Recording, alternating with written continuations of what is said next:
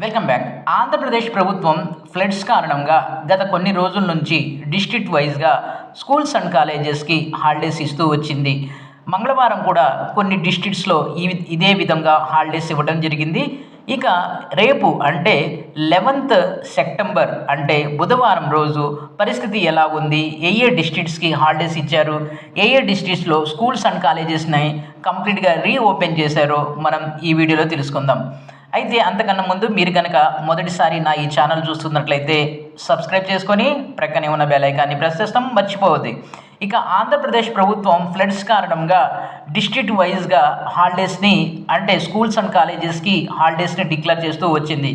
ఈ మంగళవారం కూడా ఉత్తరాంధ్రలో ఉన్నటువంటి పాత విజయనగరం, విశాఖపట్నం, అంతేకాకుండా శ్రీకాకుళం, తర్వాత తూర్పుగోదావరి జిల్లా, పాత తూర్పుగోదావరి జిల్లా ఈ డిస్ట్రిక్ట్స్కి మంగళవారం కూడా హాలిడే ఇవ్వడం జరిగింది. ఇక బుధవారం పరిస్థితి చూసినట్లయితే రాష్ట్రంలో దాదాపుగా వర్షాలు తగ్గిపోయాయి, వరదల ప్రభావం అనేది కూడా బాగా తగ్గింది.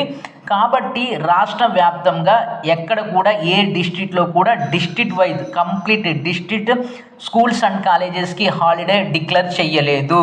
సో అయితే ఇక్కడ ఒక ట్విస్ట్ ఉంది. అదేంటంటే ఇక్కడ మనం భద్రాచలం దగ్గర అంటే ఏలూరు అంటే మనకి ఆంధ్రప్రదేశ్ తెలంగాణ బోర్డర్లో కొన్ని ఏరియాస్లో ఈ గోదావరి ప్రవాహం పెరగటంతో ఇక్కడ భద్రాచలం దగ్గర ఉన్నటువంటి కొన్ని ఏరియాలో, కొన్ని గ్రామాలు, కొన్ని పట్టణాల్లో మాత్రమే స్కూల్స్కి హాలిడేస్ ఇవ్వడం జరిగింది.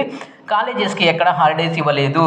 ఇది బుధవారం విషయం. అంతేకాకుండా ఇక ఉత్తరాంధ్ర చూసినట్లయితే శ్రీకాకుళం, విజయనగరం, విశాఖపట్నం, ఆ తర్వాత ఈ తూర్పుగోదావరి జిల్లా, ఇవన్నీ కూడా పాత జిల్లాల పేర్లు నేను చెప్పాను. ఈ డిస్ట్రిక్ట్స్లో కూడా వర్షాలు పడుతున్నాయి, కానీ సో ఫ్లడ్స్ ఎఫెక్ట్ అనేది అంతగా లేదు. కాబట్టి స్కూల్స్ని డిస్ట్రిక్ట్ వైజ్గా అంటే కంప్లీట్గా డిస్ట్రిక్ట్ మొత్తం కూడా స్కూల్స్ అండ్ కాలేజెస్కి హాలిడే క్యాన్సిల్ చేయడం జరిగింది. అయితే ఇక ఆ ఏరియాలో ఏ ఏరియాలో అయితే మీరున్నారో ఆ ఏరియాలో వరదలు కనుక ఈ నైట్ వర్షాలు పెరిగి వరదలు పెరిగే అవకాశం ఉన్నట్లయితే సో ఆ డిస్ట్రిక్ట్ కలెక్టర్లు డిఈఓలకి, డిస్ట్రిక్ట్ ఎడ్యుకేషనల్ ఆఫీసర్స్కి ఆర్డర్ పాస్ చేస్తారు. ఆ ఆర్డర్ ప్రకారం ఆ పర్టికులర్ ఏరియాలో మాత్రమే స్కూల్స్ అండ్ కాలేజెస్కి హాలిడే ఇవ్వటం జరుగుతుంది. అంతేగాని డిస్ట్రిక్ట్ మొత్తం కూడా స్కూల్స్ అండ్ కాలేజెస్కి హాలిడే ఇవ్వరు. ఎందుకంటే ఇప్పటికే చాలా రోజుల నుంచి దాదాపుగా 7 రోజుల నుంచి రాష్ట్ర ప్రభుత్వం డిస్ట్రిక్ట్ వైజ్గా హాలిడే ఇస్తూ వచ్చింది.